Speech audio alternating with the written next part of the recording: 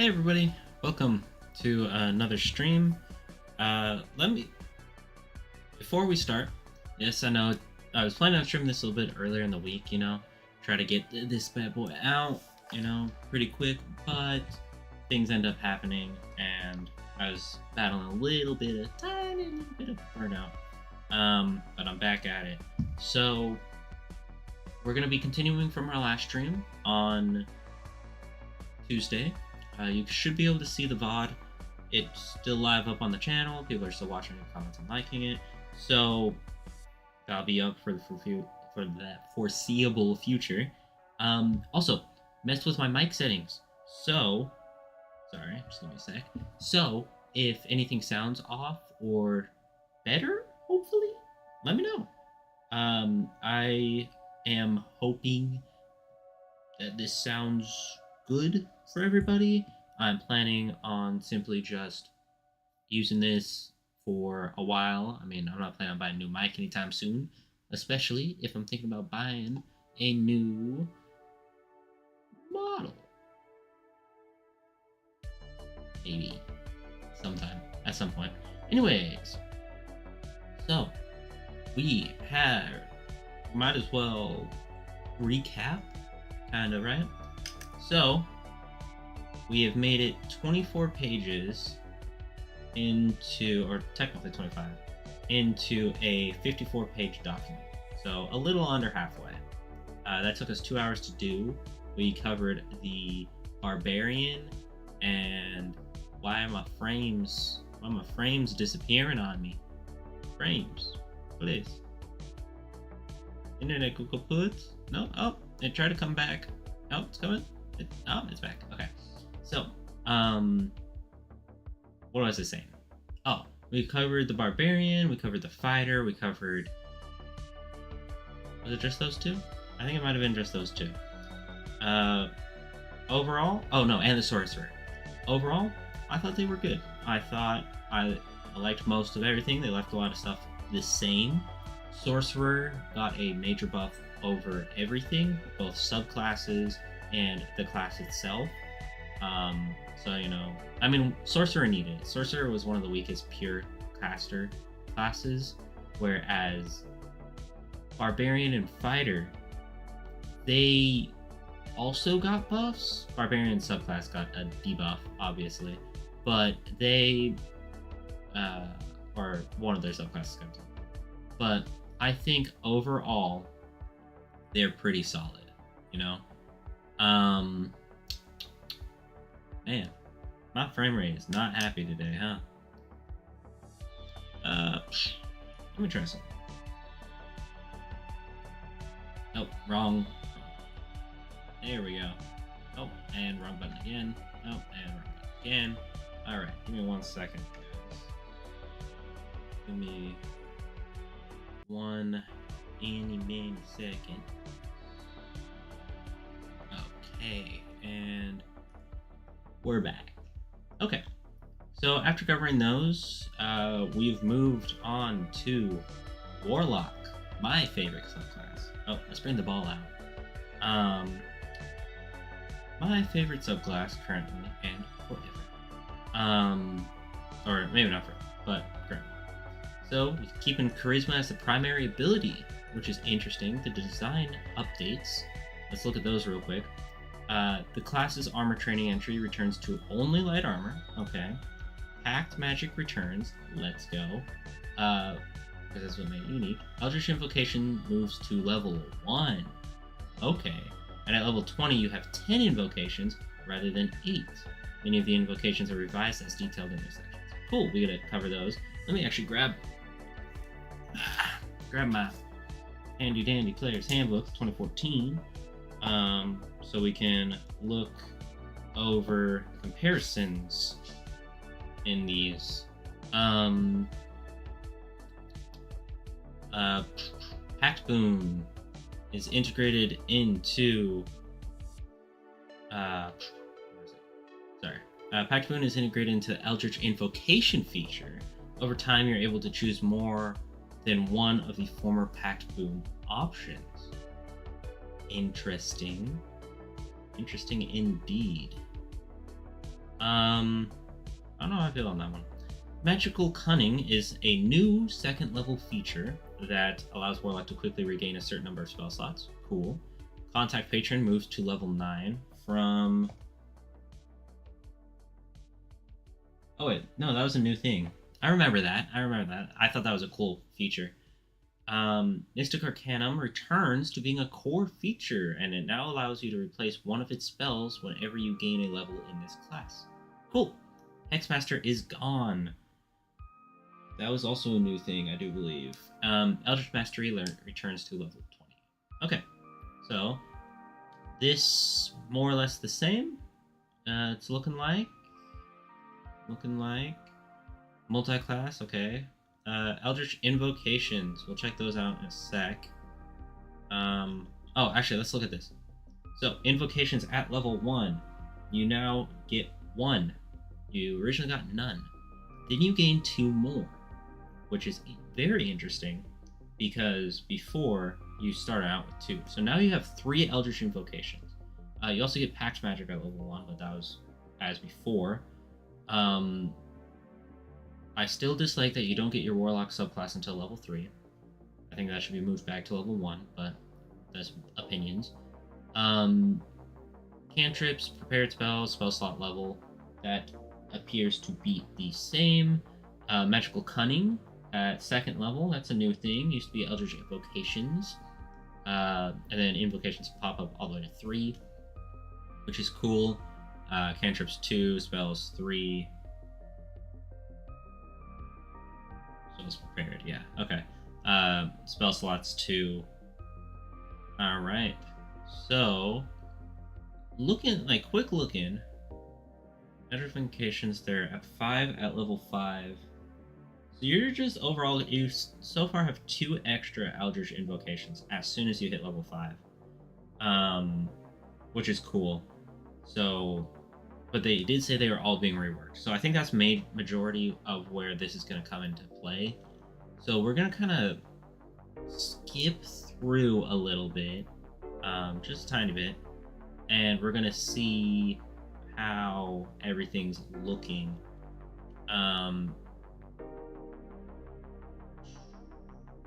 Falling spells added Bane, detect magic, speak with animals. You can also use the ancestors.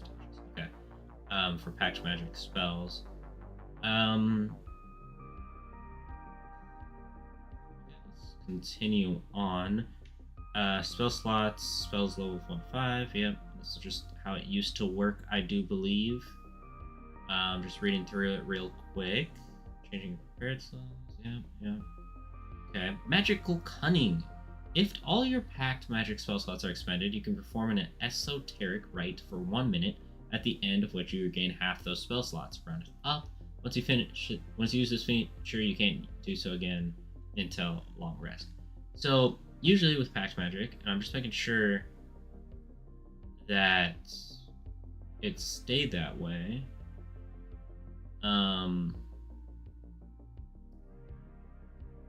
You should regain it on a short rest, right?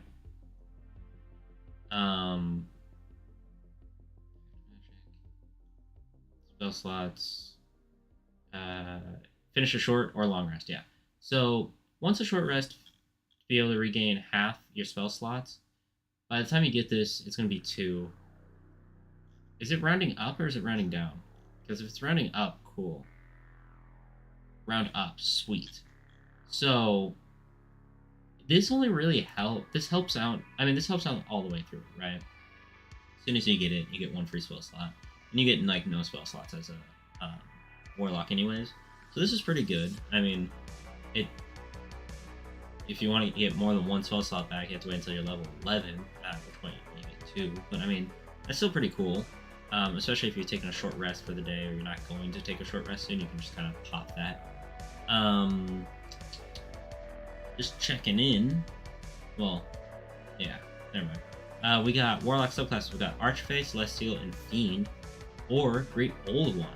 Okay, so they're moving over Celestial to the main book, I'm guessing. Ability score improvement at levels 4, 8, 12, 16, and 19. Ooh, Eldritch Invocation options. We're gonna look at all of these soon. Contact Patron. This is a new one. One of the new one. In the past, you usually contact patron through intermediaries. Now you can communicate directly. You always have the contact of a plane spell prepared. With this feature, you can cast a spell without expending a spell slot to contact your patron and automatically succeed on the spell saving throw. Once you use it, you can't do so until which is cool. I mean, that definitely adds a lot of flavor to the class. Give me a sec. I drink some water. Now I hope Paladin. Well, they're trying to move Paladins away from the whole being religious based or like God based, which is weird, in my opinion, kinda. Because I always thought they were like holy knights. I think that's how they're described in some cases. But I mean, I hope clerics get a feature like this at higher levels. I think they did, or they do. No, they do. Who else? I guess that's kind of it. Maybe druids contacts nature. Mystic Arcanum. So at 11th level, you can choose a 6th level spell. You can cast it. And you get an extra spells at 13th, 7th level, 15th you get an 8th, and 17th you get a 9th. You gain all uses of your Arcanum at a long rest. Whenever you gain a Warlock level, you can replace one spell with another. Eldritch Master, when you use Magical Cunning feature, you gain all your expended action. So, 2 extra, which is nice. Updates. So Agonizing Blast now lets you choose a Warlock cantrip to benefit from this invocation. And before that just added your Charisma modifier to the damage of Eldritch Blast. So that's pretty cool change, right? Are these? I hope these are in order. So, and then we have Ascendant Step, now requires 5th level rather than 9th. Cool. That one allows you to cast Levitate on yourself at will. Beast Speech is gone, since Speak with Animals is now on the Warlock spell list and be cast as a ritual. Oh, okay. Makes sense. Devil Sight now works as in dim light as well as darkness. Okay, I mean, most people figured it did, I think, but it's good that they're keeping an eye on that now. Eldritch Mind has been imported from Tasha's Cauldron of Everything. I forget what Eldritch Mind did, but cool. Eldritch Sight is gone, since Detect Magic is now on the Warlock spell list and be cast as a ritual. Okay. I hope they're adding new ones. I mean, I know they're pulling other ones over, because you can see it here. Eldritch Smite has been imported from Xanathar's Guide to Everything. If you remember what that one does, it lets you use spell slots to basically cast a Smite spell that does force damage. Eldritch Spear now lets you choose a Warlock invocation to benefit from. Eyes of the Roomkeeper has been removed since Comprehend Languages is on the Warlock spell list and can be cast as a ritual. Okay, cool.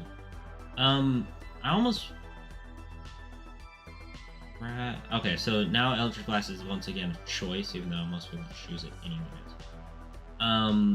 Favor of the Chainmaster has been cut of importing Investment of the Changemaster from Tasha's Cauldron. Yeah, because Investment of the Changemaster was just better than Favor. And actually I had a build that I was going with for that one. Fiendish Figure no longer requires you to roll a die when casting False Life. Instead, you gain the maximum number of temporary hit points. Very cool. Gaze of Two Minds now works on any willing creature, not just humanoids, and to cast spells from the other creature's space, you must be within 60 feet of each other. Okay, cool. Gaze of the Depths has been imported from Xanathar's. Eldritch Mind from Tasha's Cauldron has replaced Hexer. What was Hexer?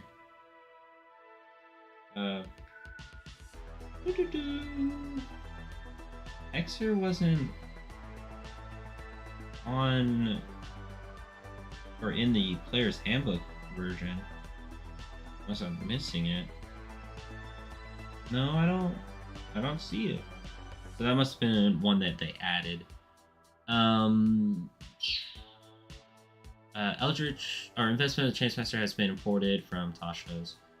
Lessons of the first ones can now be taken more than once. I don't know what that one does.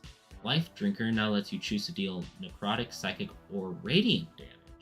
And its healing is connected to your hit dice.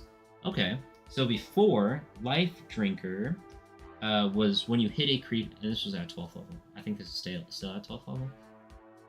When you hit a creature with your packed weapon, the creature takes extra necrotic damage equal to your charisma modifier. So they've changed it up a little bit. Continuing on, Master of Myriad Forms now requires 5th level rather than 15th. So, Master of Myriad Forms let you cast Alter Self at will. Okay, I mean, I think this might be a bit powerful, but, you know, it is what it is. Then, moving on, we have one of the shadows. You can now cast ability or invisibility without a spell slot while you're in dim or darkness. That, I think, is a new one. Oh, wait, no. So now, instead of becoming invisible, you used to be able to use your action to become invisible until you move or take an action. Now you cast invisibility, which gives you more options, and you can do it without expending a spell slot. So you can go into a dim area, cast invisibility, walk out of the dim area, which is cool. Otherworldly Leap now requires level 2 plus rather than 9 plus. That let you cast Jump on yourself at will. Pact of the Blade, Pact of the Chain, and Pact of the Tome are now invocations. Pact of the Chain includes additional familiar options, and Pact of the Tome now gives you a first level spell slot. Very interesting. Thirsting Blade returns and now improves at 11th level. Thirsting Blade, I do believe, was what gave you multi-attack, and now it improves at 11th, which is interesting. Visions of the Distant Realms now requires 9th rather than 15th level, which lets you cast Arcane Eye without expending a spell slot. And Whispers of the Grave now requires 7th rather than 9th. Whispers was speak with dead at will without expending a spell slot. You add your spellcasting modifier to the damage whenever you gain a warlock level, change the damage, damaging warlock cantrips. So you can only choose one, you can't choose multiple. But I mean, that's still cool. Mage Armor at will, Requisite None, for Armor Shadows, Send Set. Yeah, more or less. Eldritch Mind was you have advantage on Constitution saving throws that you make to maintain concentration. Oh, very interesting.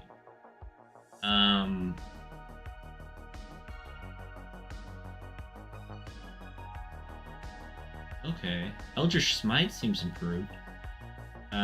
You deal 1d8 extra force damage, and then an additional d8 for every spell slot level that you expend. And then you can give a target the prone condition if it's neutral. Eldritch Spear, Fiendish Vigor, gives it 2 mines. That's swim speed, give the protection, protectors. New book appears in Book Shadows. Oh, I remember that one. Chainmaster, when you cast Familiar, you infuse summon with the increased measure of your Eldritch power, granting it a bunch of bonuses. Actually, let's look at these. Aerial or aquatic, the Familiar gains either a fly or swim speed of your choice, 40 feet. As a bonus action, you can command the Familiar to take the attack action. Necrotic or Radiant, whenever the Familiar deals bludgeoning, piercing, or slashing damage, you can make it deal Necrotic or Radiant instead. Your save DC, if your Familiar forces a creature to make a saving throw, it uses your spell save DC. Resistance, when the Familiar takes damage, you can use your reaction to grant it resistance against the damage. Lessons of the first ones allow you to gain 1 feat of your choice, such as skilled, that lacks prerequisites, and you can do this multiple times starting at level 2. So realistically, at level 2, right, you have 3 feats or invocations. Let's say you use one on something else. So you have 2 options. If you're a human, variant human, if they're still around, then you get you have 3 feats without prerequisites. Oh hey Wardrive, my day's been good. How are you doing? We're just covering some D&D stuff. More recent updates or playtest. We're just talking about how Warlock can now have 3 feats by level 2, as long as they don't have any prerequisites that I think you don't meet, or is it that you have to have no? It has to lack prerequisites. Okay, so I mean, still that's better, but there's some that you can take multiple times. So this could become really good. Like, you can, at this level, if you wanted, if you can retake skilled, because you can retake skilled multiple times, you should be able to have every proficiency in every single ability. Yours been pretty good? That's good.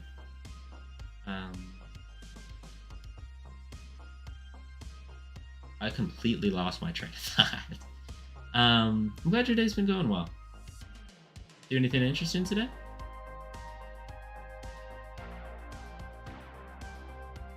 I'm gonna keep talking because of latency issues, but yeah, that'll be interesting to see. I mean, I like Warlock, so I'm welcoming of these. Life Drinker is you do the extra damage, and you expend one. You can expend one of your hit dice to roll it and regain a number of hit points equal to the roll plus your con modifier.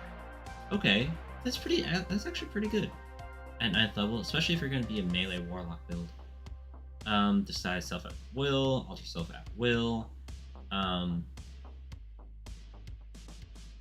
You're talking about, yeah, you could theoretically be proficient in every single skill very quickly, especially since I don't remember, and I'm sure they changed it, but I'm gonna look at the skilled feat as in the player's handbook.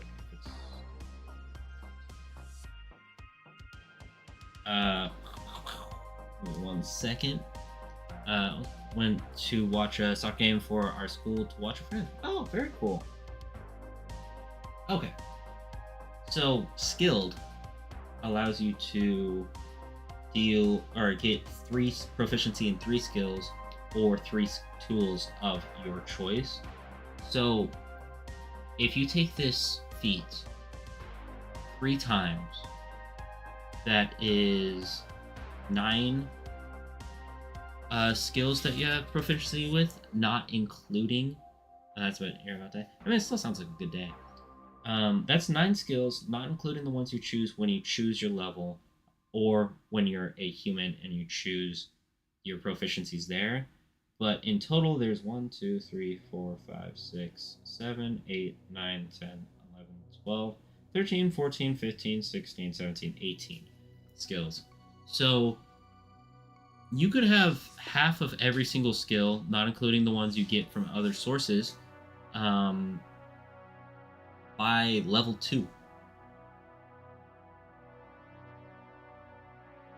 I want to see the drawing idea, but she's gonna up the face up. Yeah, sure. Just send it to me. I have yet to practice faces or hands. I started trying to do digital art again, and it is not going hot. There's something about being able to look down and see what you're writing that is nice, or drawing, which is nice. Continuing on, back to the blade. Okay, here we are. As a bonus action, you can trace arcane sigils in the air, conjure a packed weapon in your hand, a simple martial weapon of your choice, which you bond or create a bond with a magic weapon you touch. So this is slightly interesting. Okay, let me look at this real quick. Yeah, the face is a bit screwed up. Never done anything but faces, and that's only the only thing I really screwed up. Yeah, yeah. I mean, it's still pretty good. It's still pretty good.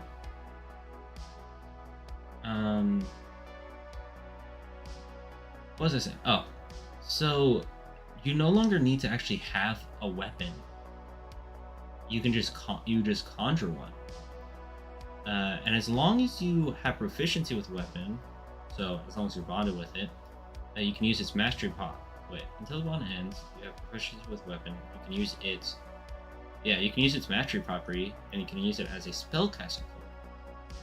Attacking with a bonded weapon, you use a charisma modifier for attack and damage rolls instead of strength or dexterity. Yeah, very long face. And you can cause the weapon to deal necrotic, psychic, or radiant damage, or its normal damage type. Ends if you use bonus action again, if it's more than 5 feet away from you for 1 minute, or if you die. Conjure weapon disappears when the bond ends. Okay. So... Oh. This is interesting. You can have Pact of the Blade from level 1. But you don't get Pact of the Chain until level 2. Additionally, Pact of the Tome is also, you can get it at level 1. Which is a bit odd, in my opinion. Pact of the Blade definitely got buffed. I will say that, and I'm happy for it because Warlocks are not the greatest in melee unless you are of a certain subclass. So this is actually just a solid buff overall to this. Pact of the Chain, you find familiar, you can cast this at level 2 or higher. When you cast a spell, you choose one of the normal forms or one of the following special forms: an imp, pseudo-dragon, quasit, skeleton, slad tadpole, or sprite. Okay. That's really cool. I like that. Additionally, when you take an attack action, you can forego one of your own attacks to allow your familiar to make one attack of its own with its reaction. Very interesting. Obviously, the imp or quasit is going to remain a big one. Slot Tadpole. I wonder if it has the stat blocks, because I forget the stats for Slot Tadpole. I don't think it's overly helpful. And then the sprite is also... Imp and Quasit are definitely still standouts. Pseudo Dragon is solid. Pact of the Tome. So, conjure fourth book, long or short rest. Contains Eldritch Magic. You can use you get 3 additional cantrips and choose 2 level 1 spells that have the ritual tag. Can be from any spells list, and they must be spells that you don't already have prepared. While the book is on your person, you have the chosen spells prepared, and they function as warlock spells for you. You also gain a level 1 spell slot. Once you expend it, you can't gain another slot from this feature until you finish a long rest. So basically, you get 1 free lower level spell. And then you can use the book as a spellcasting focus.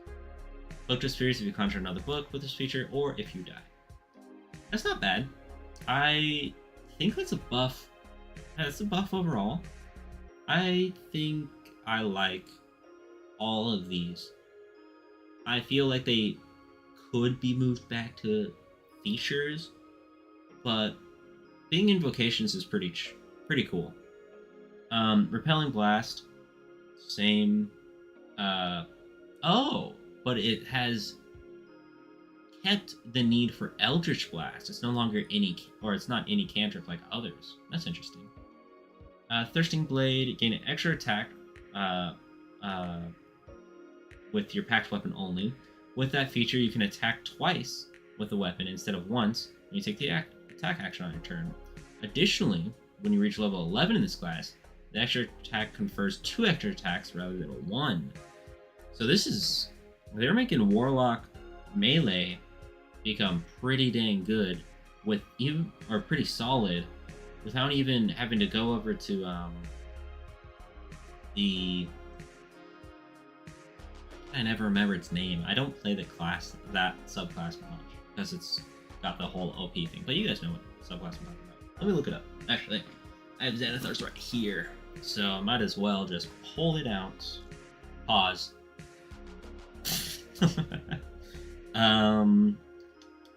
Let's us see. The Hexblade. That's what it is. I was thinking it started with something else. I hate to not be here for very long, but I have to start going to bed earlier so I can wake up at 7 normally for college. I hope you have a great stream and better night. Thanks, World Dre, for popping by. Yeah, I understand. I am being irresponsible in the fact that I do have to get up early in the morning myself. So make sure to get plenty of sleep, and I hope you have good luck with college. Hey. I mean, college is important. I dropped out. But, I mean, I'm sure you can do great things. Okay, let's continue on. So, Pact of the Tome, we just covered. Electric Blast, Thirsting Blade. I think melee Warlock you're gonna see a lot more melee Warlocks going forward. Especially from me. Arcane Eye is not 9th level for free. Speak with Dead for free at 7th. And Witch Sight still at 15, True Sight, range 30 feet.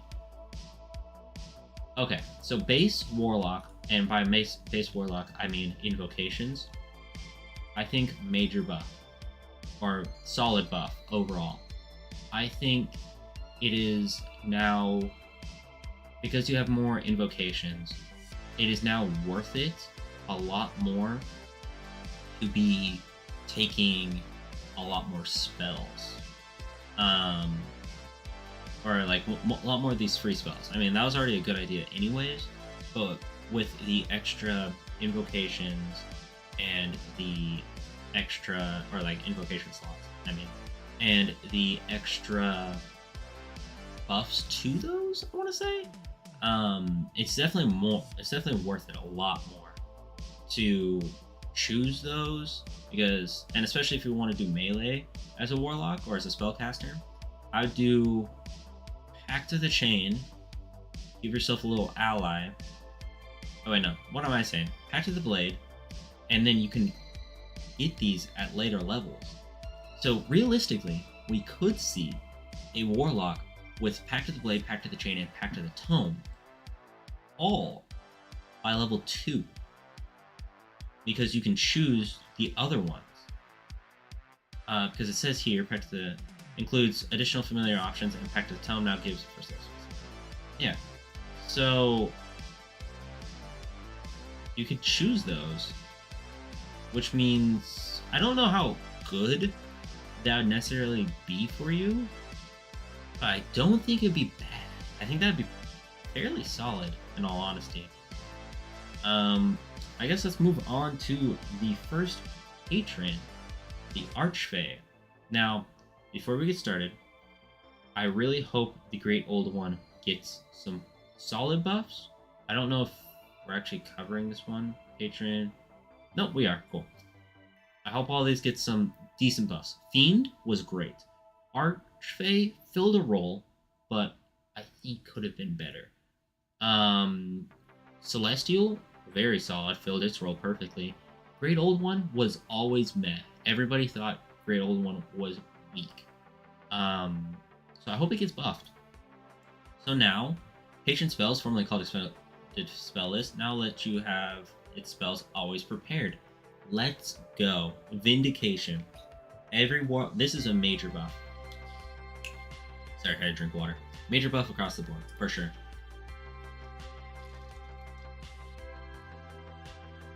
And I'm out of water. Now it includes Misty Step for the Archfey. Steps of Fey, formerly Fae's Presence, now gives you Misty Step spell and ways to modify it. Okay. Misty Escape now modifies your Misty Step spell and expands your choices for Steps of the Fae. Beguiling Defenses now reacts to you taking damage, and Bewitching Magic formerly Dark Delirium, allows you to cast Misty Step whenever you cast an enchantment or illusion spell using a spell. Only changing this one around, because Archfey before was very charisma and kind of based. This one is almost like quick teleportation or moving around the battlefield. So let's look at the spells you get. You get Calm Emotions, Fairy Fire, Misty Step, Phantasmal Force, and Sleep at level 1.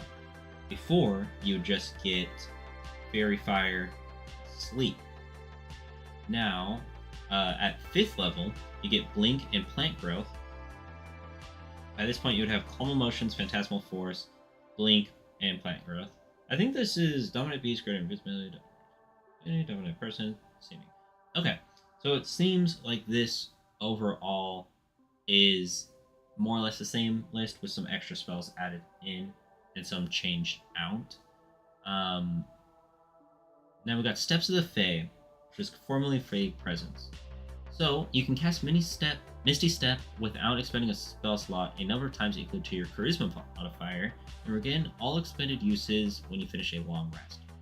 In addition, whenever you cast a spell, you can choose one of the following additional effects. Refreshing Step, immediately after you teleport, one creature you can see within 10 feet gains 1d10 temp HP. Or Taunting Step, creatures within 5 feet of your space, the space you left, must succeed on a Wisdom saving throw against your spell save, or have disadvantage on attack rolls against creatures other than you until the start of your next turn. Very interesting. So before, that would more or less let you... what does this do? You could either charm or frighten somebody in a 10-foot cube of your choice, or like a group of people. And you could do that once a short or long rest. So this is interesting. Level 6, Misty Escape. You can cast Misty Step as a reaction in response to taking damage. And in addition, the following effects are now among the Steps of the Fae options. You now have Disappearing Step, you have Invisibility, or you have the... you have the Invisible condition until the start of your next turn, or until immediately after you make an attack or cast a spell. And then you have Dreadful Step. Creatures within 5 feet of your space you left or the space you appear must succeed on a Wisdom saving throw against a spell save or take 2d10 psychic damage. Before, Misty Escape just lets you use your reaction to just teleport and turn invisible until the start of your next turn, or you attack or so on. So this is cool. So far it's looking like a buff definitely moved in a different direction. But it's definitely really good at movement or moving around. So Beguiling Defense, your patron teaches you how to guard your mind and body. You're immune to the Charmed condition. Sweet. In addition, immediately after a creature you see hits you with an attack, you can use a reaction to reduce the damage you take by half. And you can force the attacker to make a Wisdom saving throw against your spell save DC. On a failed, the attacker takes psychic damage equal to the damage you take. Oh. Okay. Once you use this reaction, you can't use it again until you finish a long rest, unless you expend a spell slot when you use it again. Very interesting. Yeah, this used to just affect charm, so this is really cool. I like this a lot. And then let's get to Bewitching Magic, replacing Dark Delirium. Your patron... Sorry, my nose has been itchy. Throat's been dry, nose itchy. Am I coming sick or something? Your patron bestows on you the ability to weave your magic with teleportation immediately after you cast an enchantment or illusion spell, using an action and a spell slot, or illusion spell using an action and a spell slot. You can cast Misty Step as part of the same action without expending a spell slot. Okay. I mean, with the additional Steps of the Fae abilities, that is fairly solid. That would let you cast, let's say, Dominate Person, go invisible, and teleport away. which would be kind of cool. I kind of like that. Overall, I think this is a buff. I think it's a major change to a different direction, a direction which I admittedly like. So, yeah, I think this is a good one. Warlocks were eaten good so far. Let's see what they've done to the Celestial, being pulled from Xanathars. So, patron spells, you not get that. And bonus cantrips as well. Celestial Resilience now works with Magical Cunning. Okay. So, what spells do we get? We get Cure Wounds, Flaming Sphere, Guiding Bolt, Lesser Restoration, Light, and Sacred Flames. Or Sacred Flame. We get Daylight Revivify, Guardian of Faith, Wall of Fire, Flame Strike, and Greater Restoration. Very nice. Very nice. Healing Light. You gain the ability to channel celestial energy into wounds. You have pull d6s. They equal 1 plus your warlock level. So at this point, 4. As a bonus action, you can heal one creature you can see within 60 feet of yourself. Spending dice from the pool, maximum. I think this is more or less the same. Yeah. Healing Light. Spend until a long rest. So good healing. Radiant Soul. You have resistance to radiant damage, and when you cast a spell that deals fire or radiant or fire, you can add your charisma modifier to one of the damage rolls.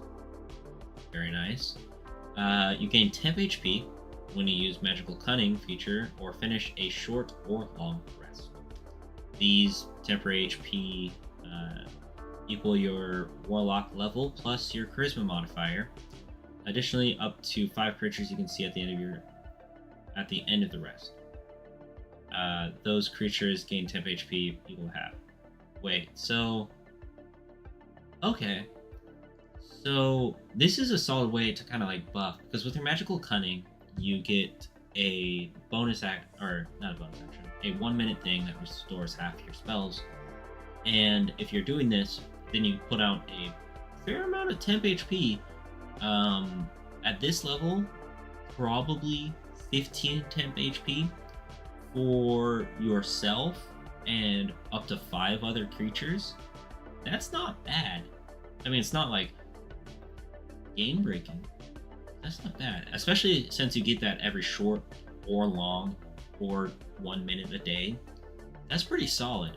It's keeping a lot of people alive for sure. Searing Vengeance. So this is a 14th level feature. Radiant Energy, when you make death save, I think this is the same. You're getting HP equal to half. Yeah. Okay. Cool. Now, here is the group, or the class I've played the most, or the subclass. Fiend Patron. I have played Celestial, but I prefer Fiend. Okay, so Patron spells updated. Return to pack magic. Spell list revives, and free casting is gone in favor of spell slot recovery and magic, which we expected. But it's still sad. I kind of wish you got a free spell from the list, like you cast 1 for free each turn or every day or something like that. But it is what it is. Dark One's Blessing now works when someone else reduces an enemy within 10 feet of you to 0 HP, so it doesn't have to be you. Dark One's Own Luck can be used only once per roll, so I think that's just kind of adjusting how it was phrased. And then Hurl Through Hell requires a charisma saving throw before affecting the target. The damage is now 8d10, and the target has the incapacity condition while hurtling through the lower planes. We're gonna look at that, okay? And we're gonna see if that's a buff or a nerf. But now you get Burning Hands, Command, Scorching Ray, and Suggestion when you choose this subclass. Then you also get Fireball, Stinking Cloud at 5th, Fire Shield, Wall of Fire at 7th, and Geas and Insect Plague at 9th. Which, okay. Dark One's Blessing, reduce an enemy HP to 0. You gain temp HP equal to your spellcasting modifier plus your warlock level, minimum of 1. You also gain this benefit if someone else reduces an enemy within 10 feet to 0, which is nice. I mean, I mean, it's a buff. It's a buff to the feature. Slight buff, but a buff. Dark One's Own Luck. You can call on your Fiendish Patron to alter fate. When you make an ability check or saving throw, you can use the feature to add 1d10 to the roll. You can do so after seeing the initial roll, but before the roll's effect occurs. You can use this feature a number of times equal to your spellcasting modifier, minimum once, but you can use it no more than once per roll. You can only use this on a finished press. So, yeah, I mean, it was phrased weird. It has been nerfed a little bit. So, it was phrased weird. Was it nerfed or was it buffed? Let me look at this. It was buffed and nerfed, but the nerf makes sense. So before the phrasing was a little odd, so it sounded like you could keep rolling it. This is done away with that. That's completely understandable. The buff comes in, and when you get a number equal to your charisma modifier, spellcasting modifier, which is very interesting because before you would only get the one. So you could, at this point, have 5 of them, which is really cool. Because you can use these multiple times, and then the debuff comes from long rest. Long rest used to be short or long rest, so not that big of a change. In the long run, it's overall a buff. You'll get more uses out of it anyways. Fiendish Resilience. Channeling preternatural resilience of fiends. Choose one damage type other than force whenever you finish a short or long rest. You gain resistance to that damage until you choose a different one with this feature. Okay. This is cool. I mean, I can see someone being like, okay, well, slashing. I'm resistant to slashing and some other type. I think this is cool. I like that it excludes force. And it's only one type. If it was more, then I think it would be stepping on some toes. But I think this is pretty good. I think that is...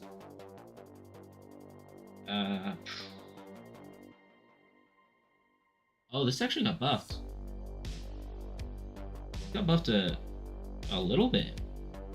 So before, it was you gain resist as your resistant type, but magical weapons or silver weapons broke through your resistance, but now they don't, which, I mean, that's pretty good. So you could, I mean, it's not going to necessarily come up all the time, but I mean, still pretty good. Continuing on to Hurl Through Hell. Now, they changed this one a little bit. So when you hit a creature with an attack roll, you can try to instantly transport the target through the lower planes. The target must succeed on a charisma saving throw against your spell save, or the target disappears and hurls through the nightmare landscape. The target takes 8d10 psychic damage if it isn't a fiend, and it has the incapacitated condition until the end of your next turn, when it returns to the space it previously occupied, or the nearest unoccupied space. Once you use this feature, you can't use it again until you finish a long rest or expend a 5th level spell slot. To use it again. You can use this feature only once per turn. So before, it was 10d10, and there was no save. It would just be gone. This got nerfed. However, slight buff. You can use it multiple times now if you use a spell slot. And I think that's kind of it.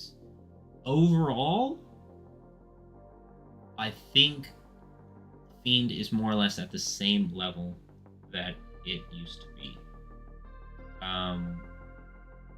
With the minor buffs, and then the debuff to its main feature, or the end feature, but a buff to the 10th level. I think actually slight buff. I think overall, slight buff to the Fiend Warlock.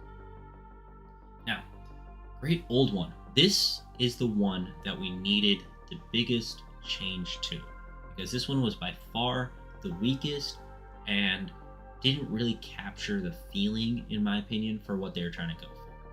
Let's look at the update changes and see how it does. Patron spells, yeah, you get those.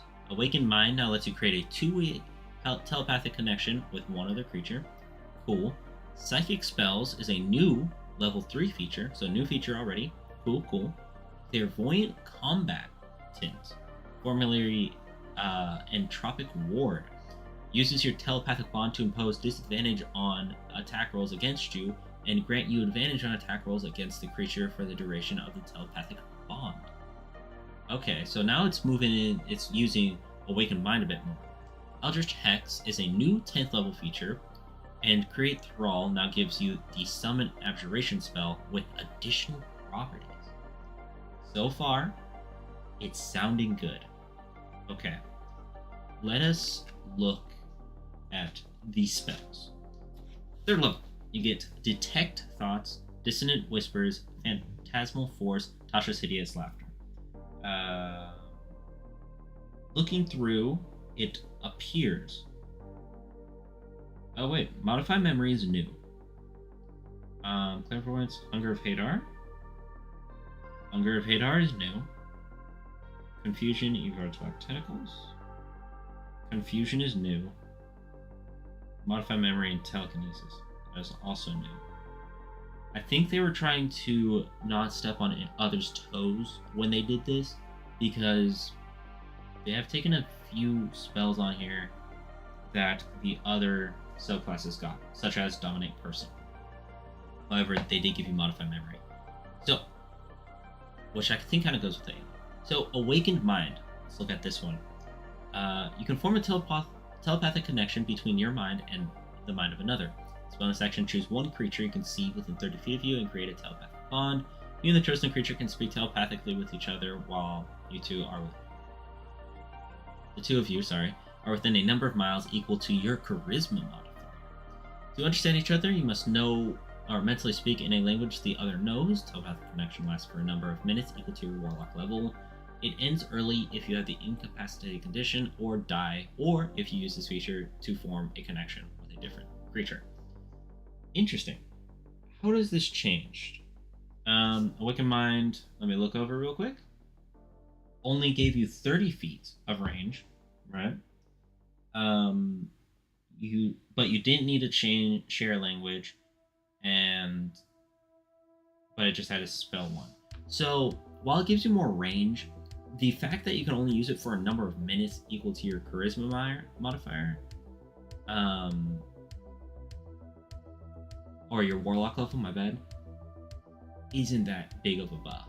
I mean, the distance ability, cool, but you have to be 30 feet to start it, and if you're somehow getting 5 miles away in 30 seconds, or like before the time's up, or like 3 minutes like this one has, I don't see it being useful. If it was hours, I could like that. I could like that a lot more. But if it's minutes, that's not going to be overly useful, except for what they're saying, where you can actually use this to weaken fights or use in a fight, which means usefulness does get bumped up. So I'm going to keep it above the base level usefulness that it was at, but not much more. Psychic spells. Sorry, I rubbed my nose a little bit. Psychic spells. When you cast a warlock level warlock spell that deals damage, you can change its damage type to psychic. In addition, when you cast a warlock spell that is an enchantment or illusion, you can do so without verbal or somatic components. Very interesting. I like this. This is a new feature. I like that it's moving into being able to, like, hey, psychic damage class right here. So let's continue, and then I'll give my overall thoughts on the warlock. The illusion or enchantment is pretty cool, especially because you get especially with some of these spells, not having to use either of those is really nice for trying to slyly manipulate people. Clairvoyant Combatant, 6th level. You learn to read the attacks of the minds you touch. When you form a telepathic bond with a creature using your awakened mind, you can force the creature to make a wisdom saving throw against your spell save. On a failed save, they have disadvantage on attack rolls against you, and you have advantage on attack rolls against them for the duration of the bond. Once you use this feature, you can't use it until you finish a long rest, or short rest, or a long rest. You can also restore this by expending a slot level of 2 higher. No action required. So I was looking at this and I was like, okay, is it limited the amount of times you can use this? But it isn't. So in combination, these are both this is pretty good. It's pretty dang good. I like this so far. Thought Shield. Your thoughts can't be read by telepathy or other means unless you allow it. You also have a resistance to psychic damage, and whenever a creature deals psychic damage to you, that creature takes the same amount of damage that you do. This class, they're turning Warlock into kind of like know you kind of class. You got Thought Shield on Great Old One, and then you have the one on Archfey. I'm down for it. Level 10, Eldritch Hex. Your alien patron grants you powerful curse. When you always have Hex spell prepared. When you cast Hex and choose an ability, the target also has disadvantage on saving throws of the chosen ability type for the duration. Ooh, that's pretty dang good. That's actually really dang good. So, what? Okay, I really like this so far. I like all the changes so far. Let's go to level 14, Great Thrall. Your patron grants you the ability to manifest a part of itself. You always have this summon aberration spell prepared. For this playtest, use the spell in Tasha's Cauldron of Everything. When you cast the spell, you modify it so it doesn't require concentration. Oh boy. If you do so, the spell's duration becomes 1 minute for that casting, and when summoned, the aberration has a number of temporary HP equal to your Warlock level, plus Charisma modifier. In addition, the first time each turn the aberration hits a creature under the effect of your Hex, the aberration deals extra psychic damage to the target equal to the bonus damage of that spell. That's actually pretty dang good. That's pretty solid. Like, I know it's modifying the length of the spell, but overall that's completely worth it. The buff, that's a pretty good buff. I think Great Old One might actually get some play. I think it's solid now. I won't say it's the best one. I think the best one currently probably goes to Celestial. I'm going to say Celestial simply because it's really good at its job. Overall, subclasses have all been buffed. I like that. I like that they have been. And I'm glad that Warlock as a base class has gotten buffed. Do I think they've gotten as buffed as Sorcerer? No, I do not really think that. But I do think they still got buffed. Alright. Well, let's move on to Wizard. Ability score, intelligence. These are not my favorite. I like Wizard, but it's not my favorite. Ability score, still intelligence. Let's look at the changes. Arcane Recovery returns to level 1. Spellcasting now allows you to change a cantrip whenever you finish a long rest, incorporating cantrip formulas from Tasha's. This feature also returns to seeing the wizard spell list, and the total number of spells prepared has increased since the last playtest. Yippee! Wizard gets more spells. Wizard Spellbook, absorbed into spellcasting feature. Okay. Scholar replaces Academic at level 2 and offers expertise in one skill from a chosen list. Okay. Memorize Spell is now a feature rather than a spell. It allows you to prepare a spell that you didn't already have prepared. Modify Spell and Create Spell are gone. Good. Spell Mastery returns to level 18. In addition, the chosen spells must have a casting time of an action. You always have them prepared, and you can change one of them whenever you finish a long rest. At will, casting of non-action spells such as Shield is too powerful. Yeah, I agree.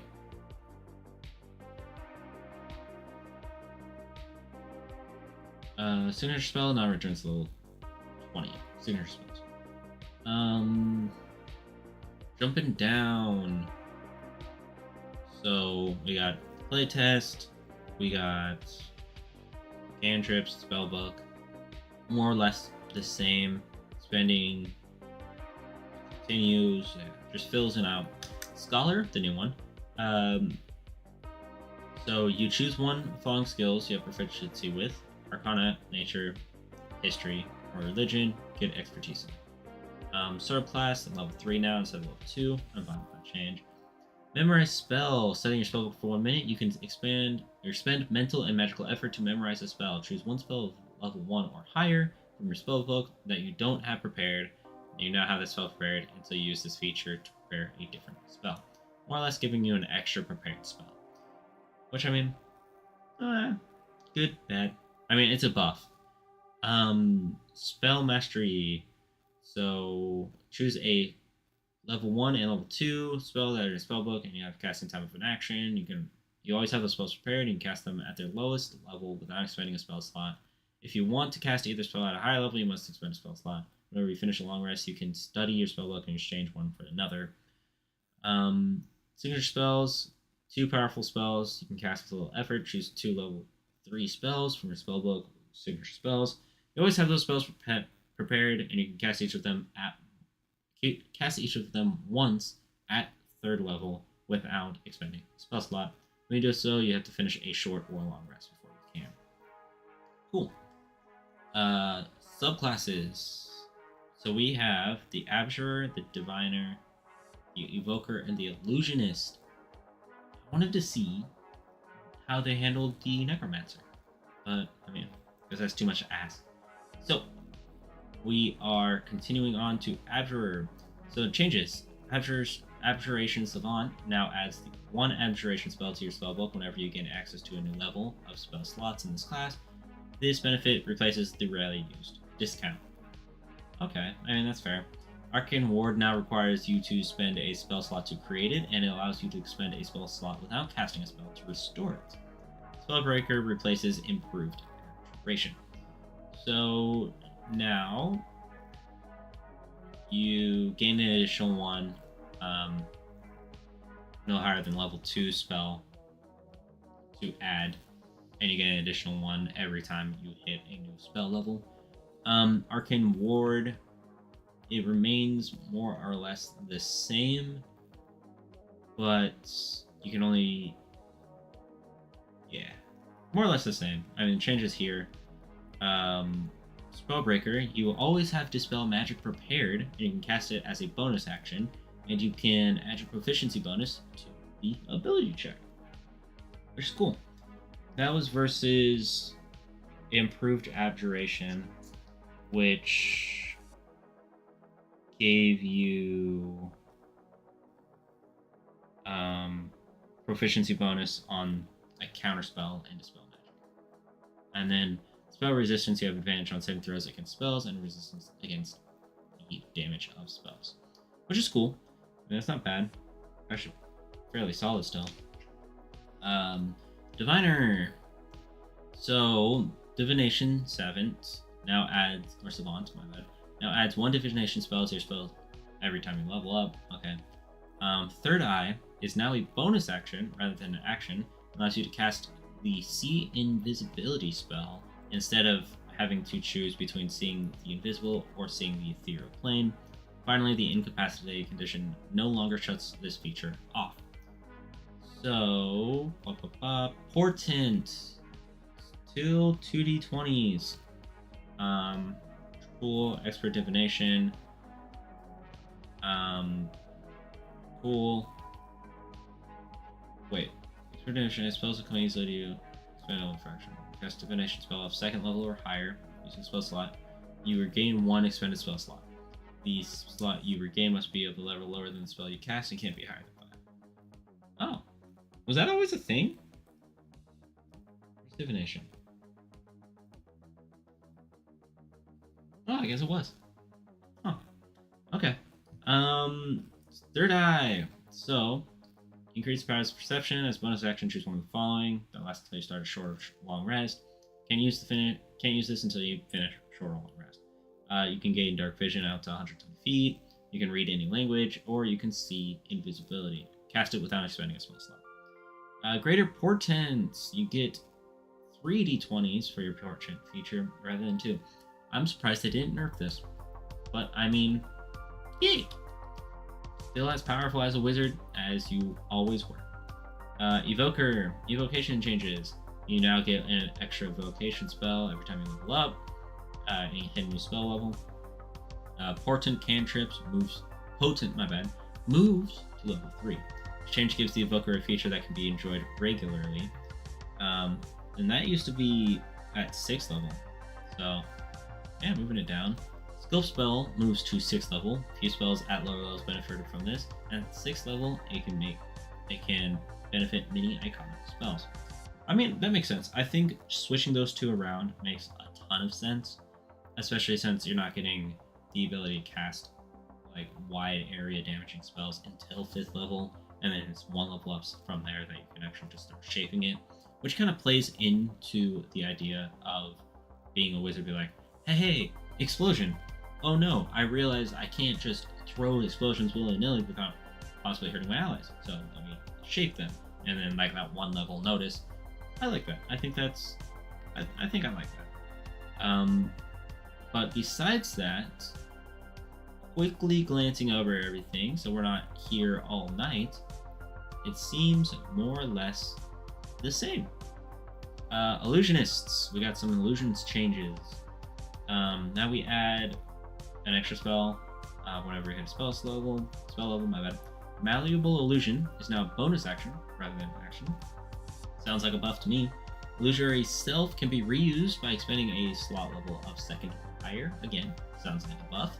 And illusory reality has been clarified, noting that it cannot deal damage or give any conditions. Yeah, I mean, that makes sense. So illusion savant, we already know. And then we got illusory reality. Object can't deal damage or give any conditions. Object remains real for 1 minute. Yeah, okay. I like that. So, now we are past subclasses. These might go a little faster, these might go a little slower. We are now in spells. So, we have Arcane Eruption. Arcane, Divine, and Primal spell lists are gone. All spellcasting classes return to using their own spell list, which I wanted. I was one of those people who was like, that's stupid. I think everyone should have their own list. Seems like they agreed, or a lot of people did. Arcane Eruption now requires a dex save rather than a con save. That makes sense. Counterspell. This has a paragraph, so I'm worried. Now requires the target to make a saving throw instead of requiring the caster to make an ability check. The spell's previous design failed to account for the capabilities of the target, which is rectified by the new design. The new design is also specifies that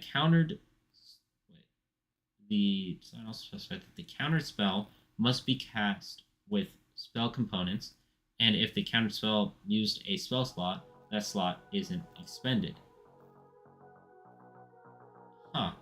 Eldritch Blast and Hex revert to their 2014 versions. Jump is now a bonus action. Its target must be willing. Its benefit no longer relies on your strength or speed, and it can be improved at high levels. First person now uses D8 instead of D6. So, I want to see what they... So, I saw this... I think I saw this on Twitter. And I think I made my feelings known. Let's look at Counterspell versus this. Like, 2014's Counterspell versus this Counterspell. Now, maybe I know a lot of people did not like Counterspell. I was fine with it. I think there was a lot of people being like, oh, I'm annoyed that my spell failed, or I'm annoyed that my players are, or like my players are mad at me for blocking a spell or something like that. I mean, I'm gonna be honest, purely honesty here. I don't understand any of those arguments or those opinions. Or I don't understand those arguments yet.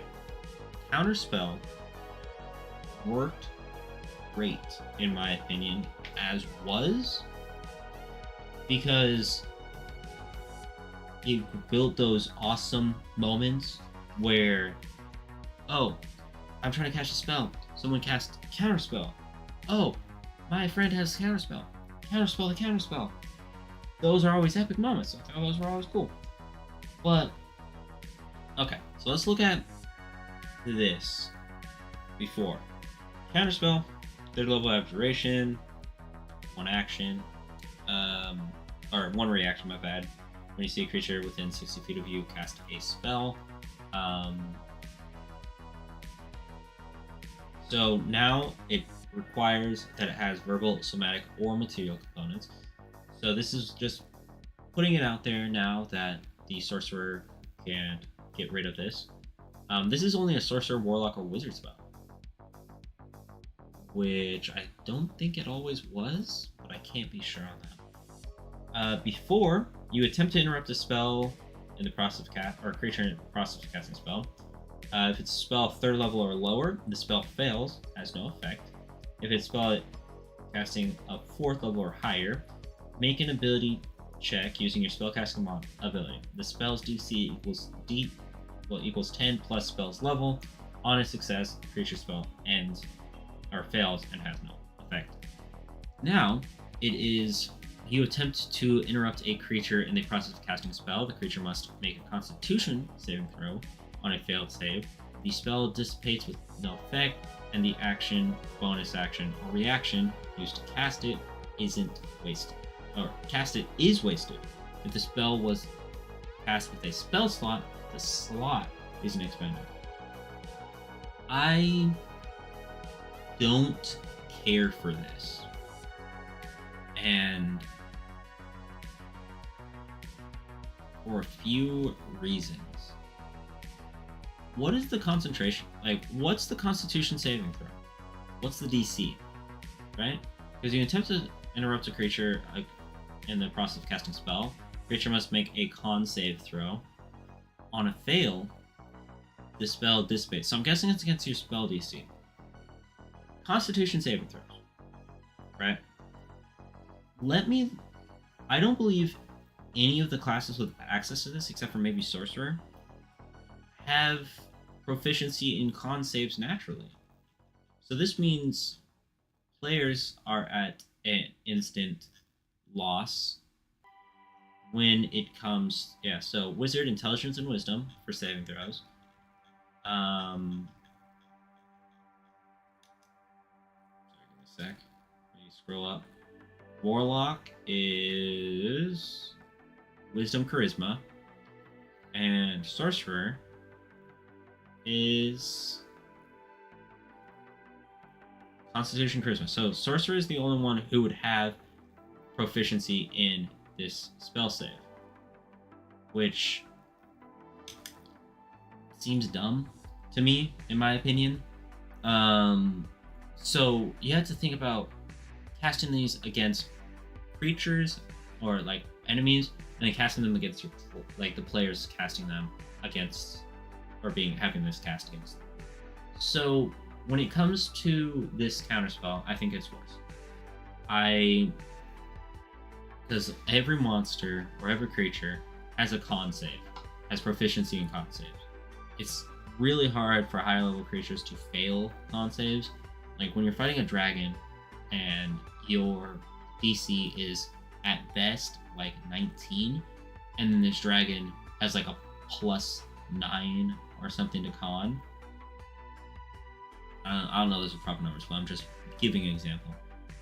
Then you're not going to be able to make that thing fail very easily. Whereas with Counterspell, before, yeah, it was a bit easier to succeed or fail. Um, but it was easier to succeed, in my opinion, because you get the DC is 4 plus or 10 plus spells level, third level spells failing instantly. So at most 19, DC 19, and it is a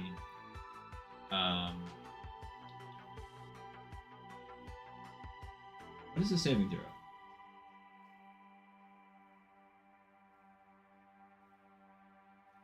Spells cast this one. Oh, it uses its using your spellcasting ability. So, or their spellcasting ability, I guess.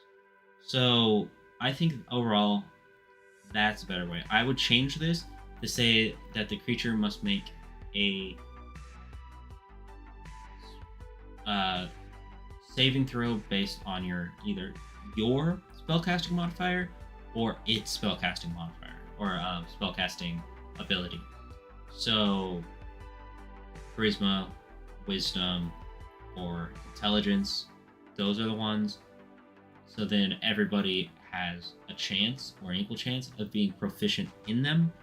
I will say though, this does make sorcerers a bit more powerful because they can resist this easier. Additionally, on a failed save, the spell dissipates with no effect, and bonus action, or reaction is wasted. But they keep their spell slot.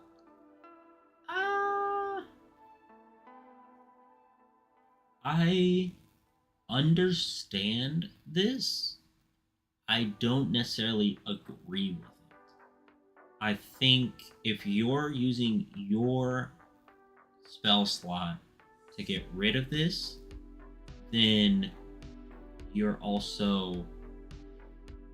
should also waste someone else's spell slot for attempting to cast a spell. Also, I just realized this can't be upcast.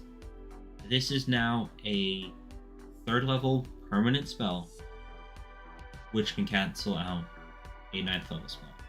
Sure, it doesn't get rid of the spell slot, but could be kind of annoying, especially if you're a wizard with signature spells. You cast that once, and then you just keep casting third level spells, and you can go up from there. It's not a bad idea. Sorcerers being able to convert a bunch of their spell slots into counter spells, becoming counter spell beast. And sure, they could succeed on the saving throw, but still, they just could counter a spell and be like, okay, well, I just used my reaction to counter your whole action of casting Meteor Storm or something like that. I don't know how people feel about that, but I don't think that's fair. Jump, Sorcerer's Burst. I think I'm not going to look overly too much into this.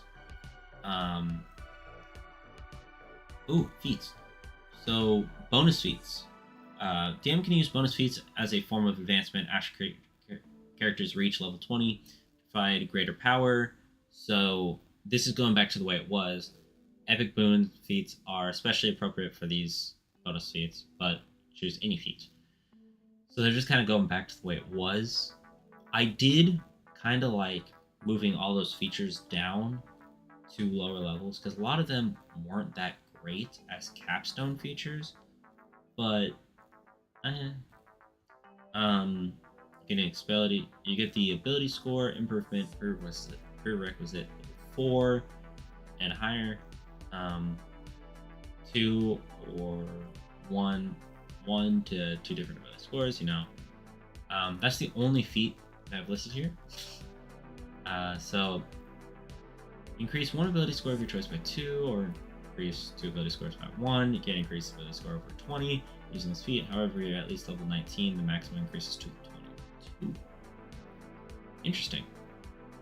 So, and repeatable, obviously. So now it's a flat. Your ability score increases up to level 22 when you hit 19 or higher. That's kind of cool. So we got weapons. Main weapon changes. Heavy property is redesigned rather than being based on its size. It's based on your strength or dex score. What? Heavy should be based purely on strength. I mean, you can use dexterity to kind of like move with something that you're throwing around, but if it's heavy, you're not just gonna be able to like backflip over it. Unless, I mean, there's some sort of unknown jujitsu that I don't know of or something. Flex property, gone. Push property now works on any creature that is large or smaller and requires you to push the target straight away from yourself. Staff property now works with weapons that have versatile property or no property. Quarterstaff now has topple property. Spear now has sap property. Longsword now has sap. Warhammer now has push. Warpick now has sap. Okay. Any other changes? Oh yeah, I forgot they added musket and pistol to martial weapons. Besides that, I think more or less everything's just the same besides the mastery things. Heavy, you unwieldy compared to other weapons. You have disadvantage on your attack rolls with heavy weapons if it's a melee weapon and your score isn't at least 13, and if it's a ranged weapon and your dex score isn't at least 13. Okay. I have slightly changed my mind on how I feel about this, but also not really. Also, is there any... This is this is weapon properties. Is there a heavy... I guess heavy crossbow. It's heavy. Longbow's heavy? Okay. Lights, thrown. So, I think these are the same. Cleave, melee weapon, heavy property.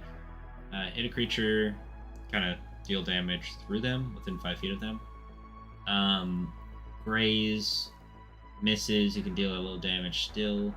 Nick, so that has to be melee and heavy. Nick, when you make the extra attack with light property, you can make it part of the attack action. Instead of as a bonus action, you can still make this extra attack per turn. Push, you hit a creature. Actually, Nick is actually not bad.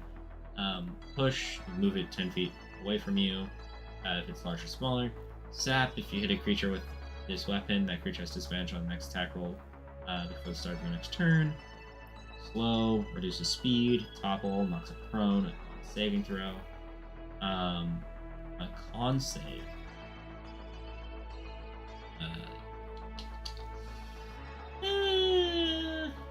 I don't know. I think that should be dex save if you're trying to knock them over, personally. But, I mean, that is what I think.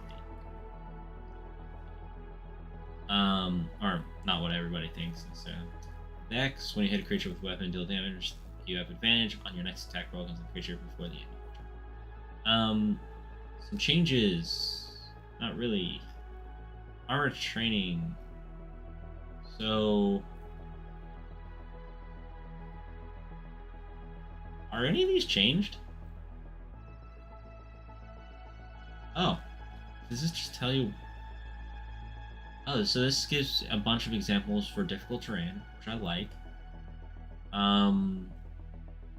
Explains the different conditions, which are cool. Expertise. Cool. Heroic advantage. So, only one time you can have no instance of heroic advantage. More than one instance of heroic advantage. If something gives it to you and you already have it, you can give it to a player character in the group who lacks it. That's kind of cool. Hide action, incapacitated, influence. I like how they're going more into this because that makes it a lot more interaction based, a lot less trying to. I'm trying to think of how to say this. It's a lot more interaction based, more not combat based. You know, trying to think. I can't think of the word that everybody uses, but that's what I'm going to say. Charisma checks just talks about it, what you use them for, how to set a DC. I like this. I like that they're having this. Invisible condition. Cool. I like that. Does it explain a short rest? Is that, yep, has a long rest and a short rest. Okay. Short rest, you gain all HP, you regain all hit dice, you get your max restored, ability score restored, exhaustion reduced, special features. Long rest, you must wait at least 16 hours before starting another. So they're putting a limit on it, which is unexpected. Long rest may be stopped with a rolling initiative, casting a spell, other cantrip, taking any damage, 1 hour of walking or other physical exertion. If the rest was at least 1 hour long before the interruption, you gain the benefits of short. You can resume a long rest after an interruption, immediately after an interruption. If you do so, the rest requires 1 additional hour to finish per interruption, which makes sense. Move, breaking around, move around objects, changing your speeds. Cool. Ritual casting, search action, talks about how to do that, which I like. So you get your insight, your medicine, your perception, and your survival, what they use for. I do like that a lot.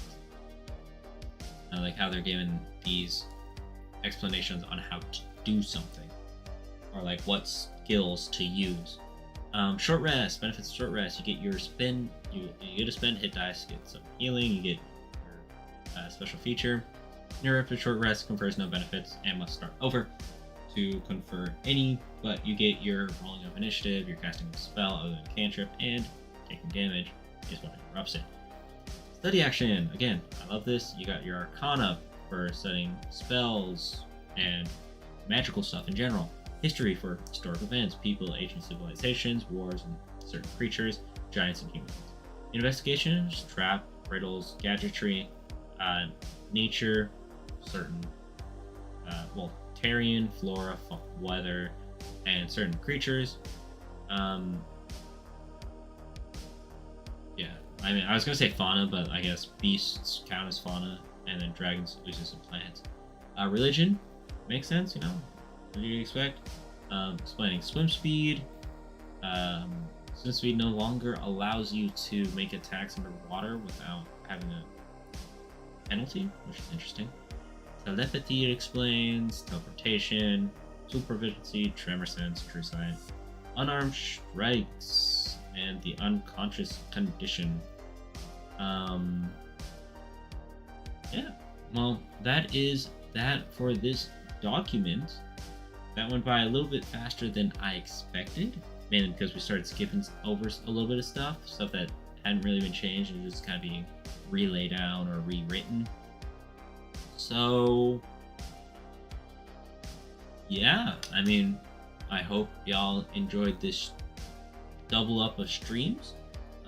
If you're still in here, I would like to say I'm going to start streaming over on Twitch, either on Sunday or Monday. But when I stream over on Twitch, it's going to be gaming related. If I stream over here on YouTube, it's going to be probably D&D related. It might be more of these, might be filling out something. It might be world creation. It might be something like that. So what you can expect on the channel going forward, and I'll release a video on this so you don't have to just watch the VOD to get this. On the channel, it's going to be moving over to reactions, D&D based content, and long form content, such as like essays, video essays, and such like that. Whereas Twitch is going to become gaming content. So we become gaming and kind of like hanging out, doing some other stuff, art and kind of things when I get confident enough to practice art in front of an audience, which may be a while. Yeah. I mean, just want to let y'all know, want to fit y'all in. And with that, my throat is sore, my voice is raspy. I hope you have a wonderful day or night. I guess night would be it. And I will see you in the next one. Or so I hope. Have a great day. Bye-bye.